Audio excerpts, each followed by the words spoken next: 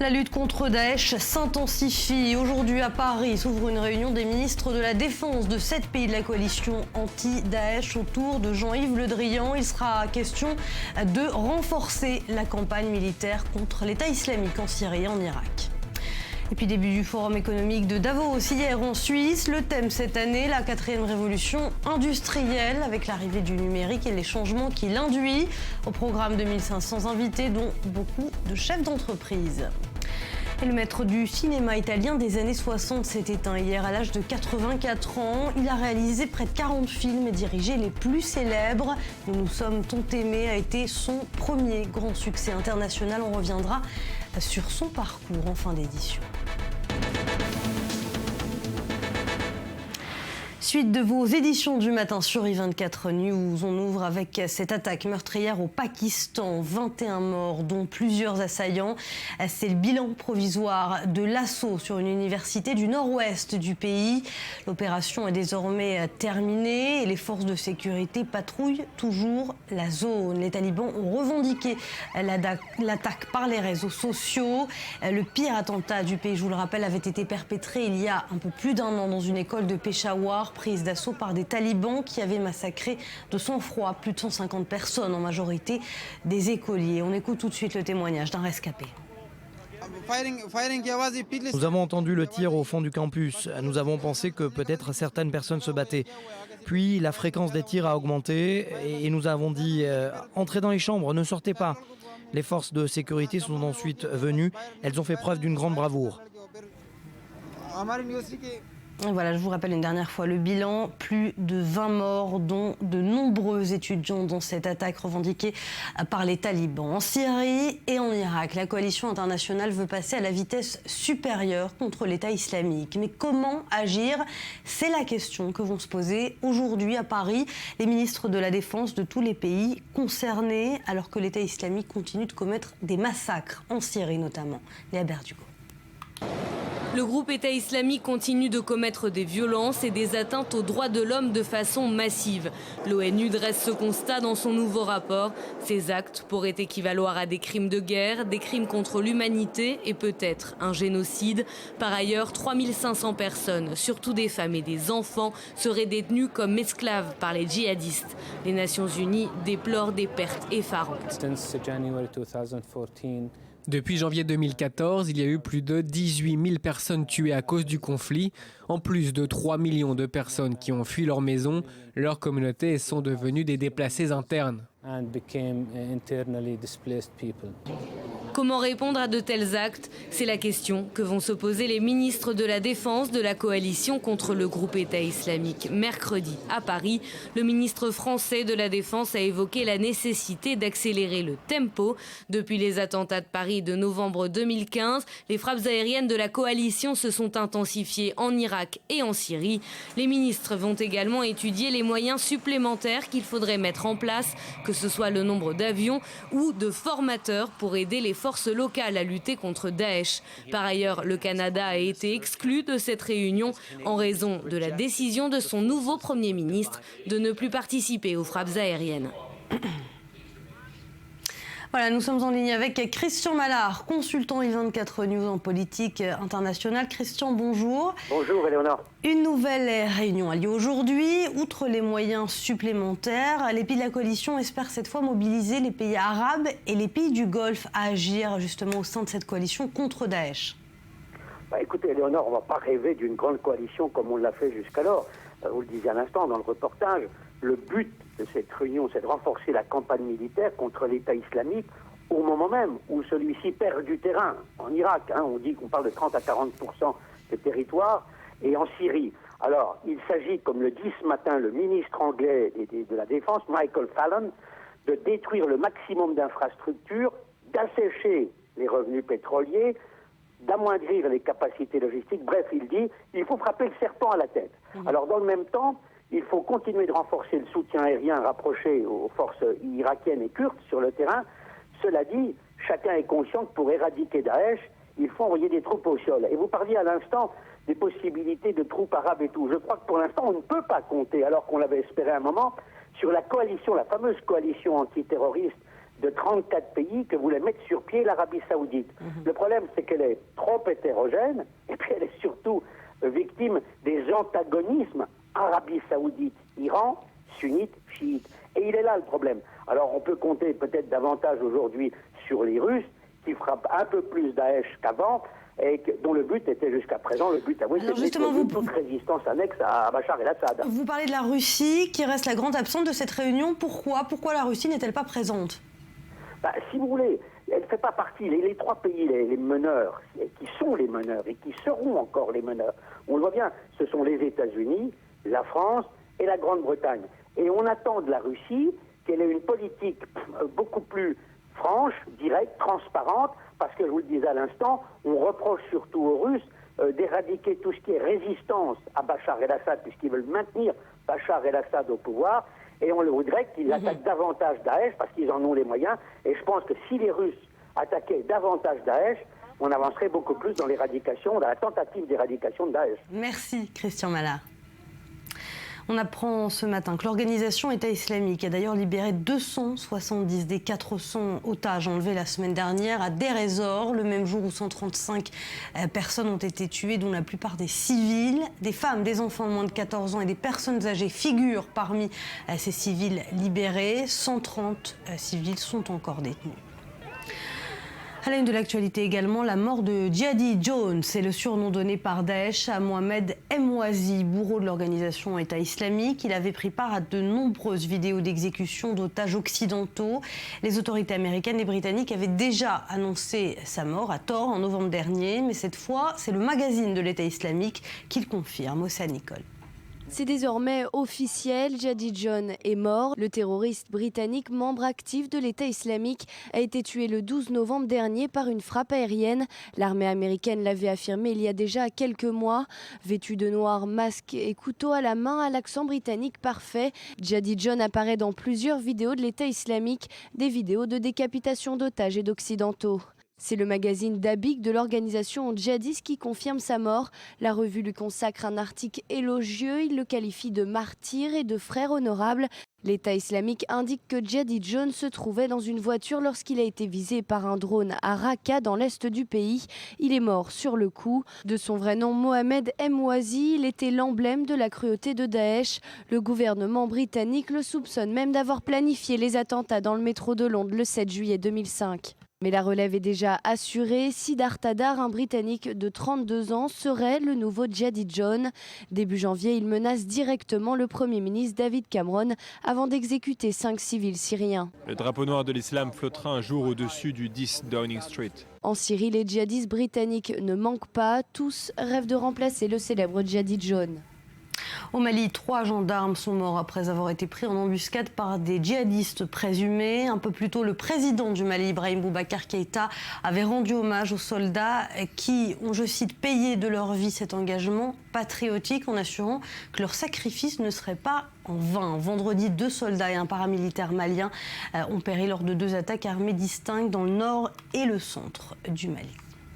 Selon Manuel Valls, 3 assaillants présumés de l'attaque de Ouagadougou sont encore recherchés alors que les 3 autres ont été tués. Par ailleurs, la famille de Leila Alaoui pointe du doigt les autorités françaises pour leur manque de diligence. Victime des attentats de Ouagadougou, vendredi soir, la jeune photographe franco-marocaine a succombé lundi à ses blessures. On écoute le Premier ministre français. Des 6 agresseurs, 3 ont été tués et 3 sont encore recherchés.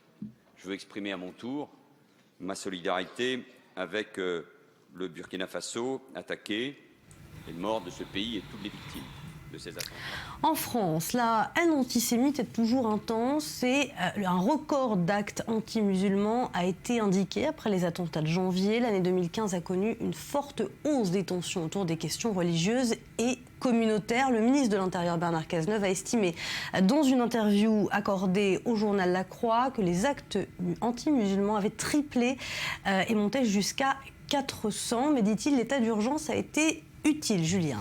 Oui, absolument. Alors, on va regarder un petit peu l'état des lieux de ces actes racistes, anti-musulmans et antisémites pour bien comprendre l'évolution sur les dernières années. Regardez ce graphique sur les 3 dernières années. Vous voyez que les actes antisémites ont explosé de 2013 à 2014 en passant de 423 à 851. C'est la courbe du haut. Mais les actes musulmans ont connu leur plus forte hausse entre 2014 et 2015 en passant de 133 à 421. C'est donc une explosion des actes anti-musulmans, comme le ministre l'indiquait. On reste très loin des actes antisémites, puisque les actes antisémites sont au double des actes anti-musulmans. On note également que même si les actes antisémites ont légèrement baissé sur l'année 2015, il y a eu des morts, puisqu'il y a eu l'hypercacher, ce qui représente donc évidemment des agressions beaucoup plus graves que l'année 2014. Donc cette baisse est finalement un peu à relativiser, puisque leur gravité a explosé. Un autre point important à noter qui est rarement relevé, ce sont les actes antichrétiens, notamment les profanations de lieux de culte et les cimetières. Par exemple, si on prend l'année 2014, notez que cette année-là, il y avait 6 cimetières juifs profanés, 4 cimetières musulmans et 206 cimetières chrétiens qui étaient profanés, dont les actes antichrétiens sont bien plus importants que le reste des actes antisémites, anti-musulmans, en tout cas pour les lieux de culte. Merci Julien. Le forum de Davos s'est ouvert hier sur un thème, maîtriser la 4e révolution industrielle. Comment la technologie change nos vies et changera celle des générations futures. Le point tout de suite avec Océane Nicole, on en reparle juste après. Le Forum économique mondial de Davos est lancé. Pendant 3 jours, près de 2500 participants sont réunis en Suisse. Des chefs d'État, des ministres, des dirigeants d'entreprises et même des artistes. Cette année, c'est le célèbre Leonardo DiCaprio qui a ouvert la cérémonie. L'acteur appelle les chefs d'entreprise à faire plus pour lutter contre le réchauffement climatique. Quand je regarde à travers cette pièce, je suis optimiste que notre capacité à rassembler les esprits les plus importants et influents de la planète puisse mener à une transition globale nécessaire afin de protéger à la fois notre société et notre monde naturel. Les défis qui nous attendent demandent à chacun d'entre nous d'agir. Nous le devons à nous-mêmes, mais encore plus important, nous le devons aux générations futures qui comptent sur nous. Une croissance mondiale sur la sellette, des attentats quasi quotidiens et une crise migratoire qui continue de déstabiliser l'Europe. Ce sont les problèmes les plus urgents de la planète au cœur de ce nouveau forum économique. Les 2500 participants vont débattre sur ces grands thèmes pour tenter de trouver des solutions. J'espère que vous êtes comme moi et comme tous mes collègues convaincus que notre avenir sera bien organisé s'il y a du dialogue, de la collaboration et de la coopération. Une sorte de brainstorming mondial. Le thème officiel de cette 46e édition, c'est la 4e révolution industrielle. Une révolution qui pourrait transformer l'économie mondiale. Voilà, et Myriam, le forum de Davos s'ouvre dans un contexte particulier sur fond de conjoncture économique plutôt défavorable et lutte antiterroriste. Absolument. Alors aujourd'hui, on est au bord peut-être d'une récession mondiale. C'est la question sur laquelle vont se pencher donc ces 3000 représentants des élites globalisées depuis cette montagne suisse qui vont se pencher donc sur ce peut-être très sombre horizon où ils sont réunis autant des décideurs politiques qu'économique. Alors à l'ordre du jour, une fois que la crise de l'euro a été longuement débattue au cours des années précédentes, aujourd'hui on parle davantage du double défi que constitue le terrorisme mais également la crise migratoire, sans oublier bien sûr d'un point de vue économique les inquiétudes que font peser la Chine et notamment à cause de son sombre et trop opaque pilotage économique de la part de sa direction politique. Alors Angela Merkel et François Hollande ont décidé de rester chez eux. Du côté de la France, c'est Manuel Valls qui va venir au premier rang. Biden et Kerry seront également au rendez-vous, mais pas Barack Obama. Ils seront donc devant tout ce Gotha international de la finance pour essayer de donner leurs pronostics, mais également leurs solutions. Alors on va vite revenir sur le thème de ce forum, la révolution industrielle, le numérique. Quel est le message que veulent faire passer les organisateurs ? Alors avant tout, ils veulent faire passer le message qu'ils ne se laissent pas déborder par les problèmes au court terme, parce qu'il s'agisse de la Chine ou encore du terrorisme, ce sont des problèmes immédiats qu'il faut gérer peut-être effectivement et apporter des solutions. Mais Davos veut avant tout rester une organisation qui est là pour poser des perspectives d'avenir. Et l'avenir, disent-ils, c'est le numérique. Il est temps de s'en rendre compte. C'est pour ça qu'on parle de cette 4e révolution industrielle pour expliquer qu'elle peut être source d'emploi, qu'elle peut aider à améliorer le quotidien de millions de personnes et peut donc créer des nouvelles entreprises tant dans le monde développé que non développé. Et Davos aujourd'hui doit justifier d'une certaine certaine façon son existence en montrant qu'il n'est pas simplement là pour débattre des problèmes dont tout le monde parle déjà, mais également pour montrer la voie de l'avenir. Celle choisie cette année, c'est la 4e révolution industrielle. Merci Myriam Danin. À suivre tout de suite dans la deuxième partie de cette édition. On parlera environnement avec cette nouvelle initiative qui a vu le jour en Afrique du Sud pour venir en aide aux agriculteurs en détresse. Et puis aussi être écolo tout en ayant du style, c'est désormais possible et vous le verrez très en vogue. On reviendra également sur la disparition d'Ettore Scola, maître du cinéma italien des années 60. Il a inspiré le cinéma du monde entier. Ça sera avec Laetitia Loreni dans un instant. Mais avant, alors que Berlin est en train de se pencher sur sa politique d'accueil des réfugiés, les migrants qui n'arrivent pas à entrer en Allemagne se retrouvent coincés dans des camps en Autriche. La plupart veulent trouver des routes alternatives pour poursuivre leur périple vers l'ouest. Témoignage. Nous n'avions aucune idée de cette situation. Ils nous ont donné des papiers et ils nous ont dit « Vous pouvez rester en Autriche et rester là-bas ».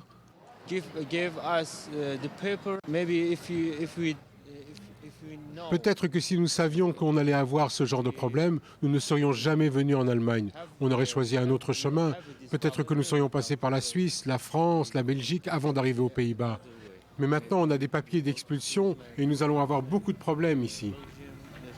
Et puis en Norvège, des cours d'éducation civique sont désormais dispensés aux réfugiés, une manière d'apprendre les mœurs du pays qui les accueille. Daniel Atlan. Ils gardent tous leur blouson sur le dos. Dans ce centre d'accueil du sud-ouest de la Norvège, les réfugiés récemment arrivés dans le pays doivent s'habituer à un hiver rude, mais surtout à une nouvelle culture dont ils ignorent les codes. Dans cet amphithéâtre de fortune, des cours sont prodigués aux migrants pour prévenir les violences contre les femmes. Les agressions sexuelles de Cologne sont dans tous les esprits. Ce qui est arrivé à Cologne nous a surpris. Nous avons été très perturbés lorsque nous avons appris que ce sont des citoyens étrangers qui ont fait cela. Cela ne sont pas des humains, nous pouvons les décrire comme des animaux, des personnes malades. Si ces migrants s'indignent tous des violences sexuelles, certains reconnaissent qu'une mise au point s'impose. Il s'agit d'acquérir des repères dans un pays dont les mœurs peuvent leur sembler libérales. Ça dépend d'où tu viens, de ton éducation, de ton expérience de vie. C'est ça qui est très important. Ton histoire est très importante pour ton avenir. Vidéo à l'appui, le cours est illustré d'exemples concrets, avances sexuelles ou simple amabilité. On examine des scénarios où les différences culturelles peuvent provoquer des incompréhensions. Nous avons le sentiment qu'une grande partie du travail de la direction d'un centre d'accueil est de construire un pont entre la résidence et la municipalité locale, la communauté locale.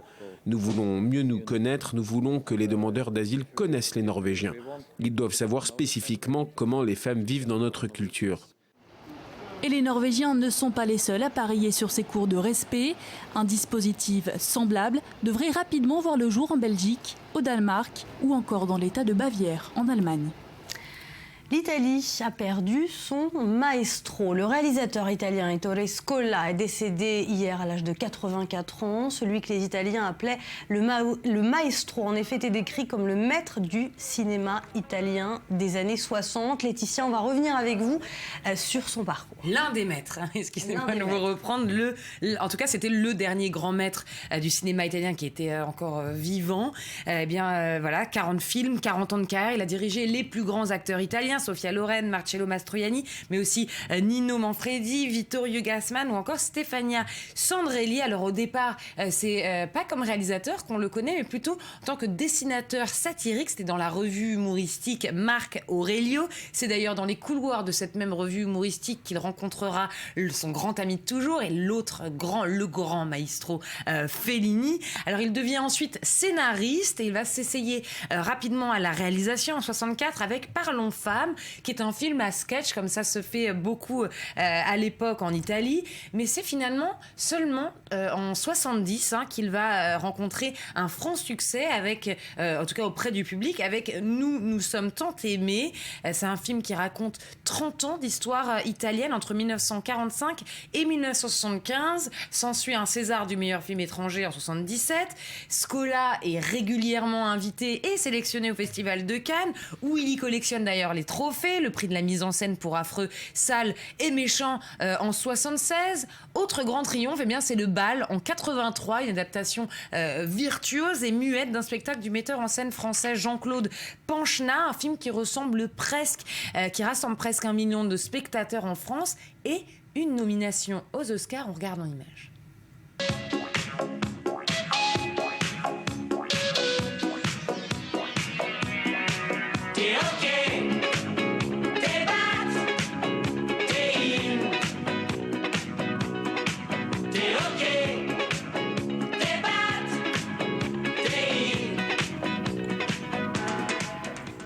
Ce sont quand même des films très politiques qui retracent un petit peu la société italienne et les changements dans la société italienne. Tout à fait. Alors, il y a le néoréalisme, évidemment, dans les grands genres du cinéma italien. Il y a le néoréalisme qui va ensuite... il va y avoir toute une émancipation qui va se transformer en néoréalisme rose, avec la venue de ces actrices voluptueuses, les Claudia Cardinal et Sofia Loren. Et puis, il va y avoir ensuite la comédie à l'italienne, qui est effectivement drôle, mais très politisée, extrêmement critique. On va critiquer la famille bourgeoise, on va critiquer la politique italienne dans ses profondeurs, disons, et avec des cinéastes qui sont toujours qui trouvent des techniques de plus en plus drôles, de plus en plus ironiques pour critiquer cette société italienne. En 1977, son film le plus célèbre, c'est Une journée particulière, où là il raconte la rencontre entre une ménagère romaine, Sofia Loren, et un intellectuel homosexuel persécuté qui est incarné, lui, par Marcello Mastroianni. On est sur fond de nazisme. On va même entendre ce bruit de fond dans la radio qui est la rencontre entre Mussolini et Hitler. Et de ce film, Ettore Scola dira encore 2 contre-emplois. Sofia Loren en petite femme mal mariée et Marcello Mastroianni en timide hésitant, incapable de prendre une décision. À force d'écrire pour eux, ce sont des éléments de leur nature la plus secrète que je connaissais et mettaient à nu des choses que généralement ils s'empêchaient de cacher au grand public. Donc voilà, à travers son cinéma, Scola révélait à travers plusieurs techniques la comédie ou le côté virtuose de l'écriture, des choses bien qu'on cachait et qu'on ne voulait pas dévoiler au grand public. Le dernier grand hommage de Scola, ça sera en 2013 avec un film qui rend hommage au maître du cinéma italien, comme je vous le disais tout à l'heure, Federico Fellini, son grand ami, un documentaire qui s'appelle Comme c'est étrange de s'appeler Federico. Je ne sais pas si on a le temps, mais j'aimerais bien qu'on en regarde quelques images. On va regarder.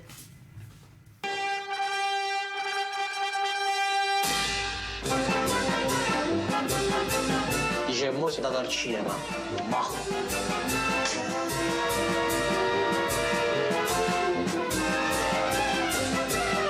Avevo una certa attrazione fin da ragazzetto verso certi personaggi che venivano considerati stravaganti, cioè gli artisti. Marcelli, devo dire una cosa al signor Scola. Scusi, ma perché lei nei suoi film fa mio figlio così brutto? Fellini lo fa bellissimo. Come vi chiamate? Lui Federico, io Ettore. Lavoriamo nel cinema.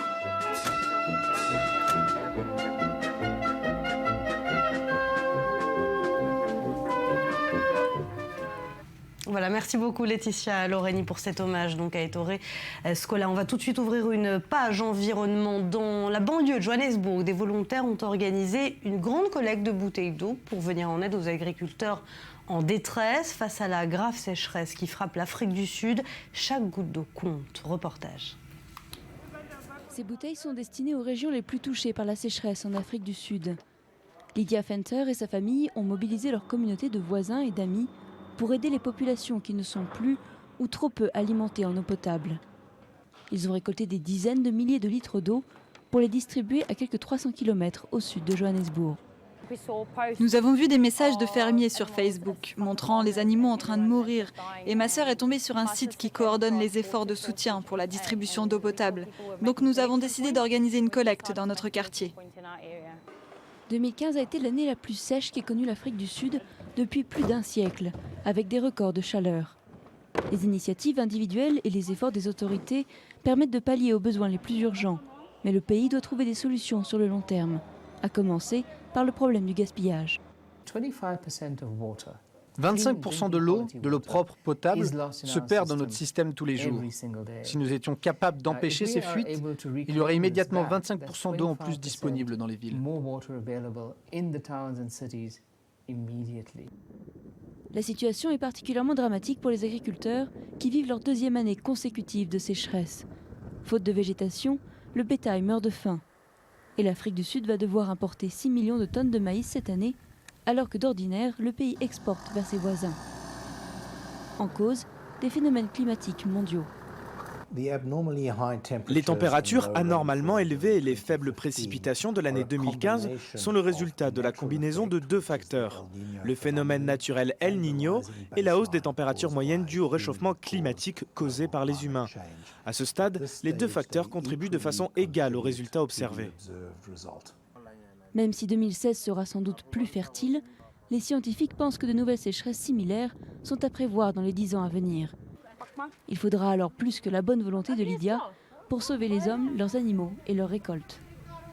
C'est la fin de cette édition. Merci de l'avoir suivi. Restez avec nous. La suite de l'info dans un instant sur i24 News.